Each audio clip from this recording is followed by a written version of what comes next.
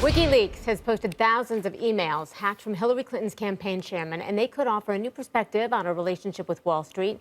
The emails from John Podesta include bits of speeches Clinton apparently gave to big financial firms just after she left the State Department. Now, those speeches coming behind closed doors. Her campaign is not confirming the email's authenticity, but they're not denying it either.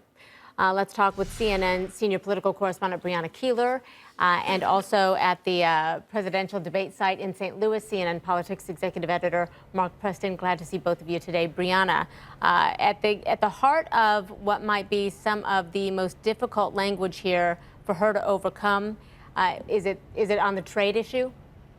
The trade issue is really tough, I will tell you that. So her stance on trade is an issue. She's talking about there should be basically open borders, and that she's a trade supporter. Now, that's something that I think a lot of Bernie Sanders supporters had suspected and had known. She has a background of supporting NAFTA, of supporting the Trans-Pacific Partnership, even though she totally flip-flopped on that and now is against it as a candidate. But there's also, I mean, just some of the subject lines of these emails. Clinton admits she is out of touch. So she's talking to, at a speech about how, you know, she basically grew up humbly, but then because of the economic fortunes that she and her husband have, that she is kind of far removed from it. That is actually a quote.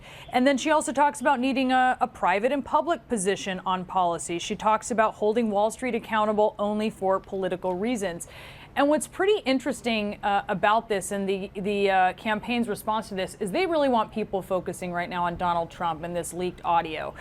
So you have John Podesta, because these are from his inbox, tweeting out saying that I don't have time to figure out which docs are real and which are faked. I mean, believe me, Christy, on this campaign, they have read through, have read through or are going through every one of these emails. They're not leaving anything to chance. So they're sort of trying to, in a way, cynically undermine the veracity of the emails. But if something were fake, they would certainly say it and push back. Yeah, I want to get back to one of the speeches that you mentioned. It was in 2013. She was talking about politics and said, but if everybody's watching, you know, all of the backroom discussions and the deals, you know, then people get a little nervous, to say the least. So you need both a public and a private position in politics. Mark, this could be tough for her because her trustworthiness is what's in question. And if people see her as somebody who has one persona publicly and one privately, can she get away from that? And can she get away from it tomorrow at the debate? Well, I got to tell you what, Christy, if this Donald Trump bombshell didn't hit last night, this would be very devastating for Hillary Clinton.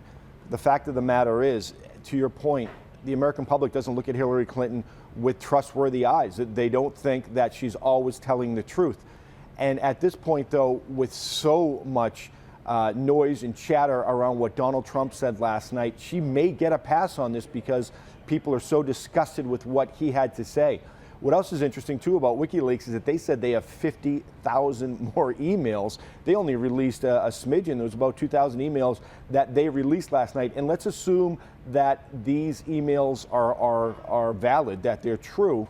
And as Brianna said, they haven't disavowed them at this point. We don't know what else could come out of there.